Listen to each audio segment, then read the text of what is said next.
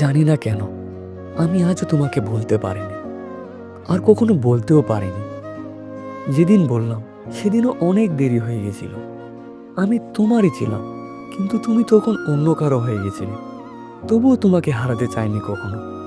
তুমি আমাকে ভুলে যাও এটাও কখনো চাইনি, কারণ তুমি কোনো চেষ্টাই করোনি। আর আমিও যদি থেমে যাই তাহলে আমাদের মধ্যে কিছুই বাঁচবে না। অনেক সময় সম্পর্কটা একদিক থেকেও চালিয়ে যেতে হয়, কারণ তার গুরুত্ব শুধু একজনে বোঝে। আমি যদি তোমাকে এসএমএস না পাঠাই তাহলে অভিযোগই বা করবো কি করে? মেসেজ তো সবসময় আমার দিক থেকেই যায়, তুমি শুধু রিপ্লাই দাও কখনো কখনো। এভাবে অনেকেই সম্পর্ক চালায়। তাই মাঝে মাঝে তোমাকে মেসেজ দিই, ভালো কোনো পোস্ট পেলে শেয়ার করি, যাতে অন্তত তোমার মনে আমি একটু থাকি। আমি এখনো আছি তোমার জন্য, কমপক্ষে তোমার স্মৃতিতে থাকতে চাই। যদি আমিও তোমার মতো ইগো দেখাই তাহলে কথা বলা তো চিরতরে বন্ধ হয়ে যাবে।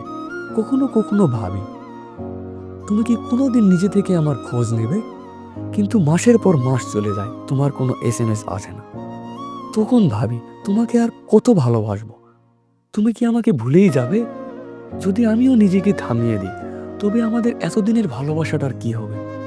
হয়তো আগে তুমি আমাকে বুঝতে, এখন হয়তো মনে করো আমি তোমাকে বিরক্ত করি। কিন্তু দেখো, আমি তো সপ্তাহে শুধু একবারই তোমার খোঁজ নিই। এটুকু জিজ্ঞেস করা কি ভুল? একতরফা ভালোবাসা অনেক কষ্টের, অনেক কথা মনে আসে। লম্বা মেসেজ লিখি, কিন্তু আবার ডিলিট করে দিই। অনেকবার ভাবি সব কিছু শেষ করে দিই, কিন্তু যদি শেষ করে দিই তোমার তো কিছুই সমস্যা হবে না, তোমার জীবনে কিছুই বদলাবে না। আমি শুধু চাই তুমি একবার বোঝো, কিছু একটা ভেঙে গেছে, কিছু একটা তোমার থেকে হারিয়ে গেছে, যা হারানোর কথা ছিল না।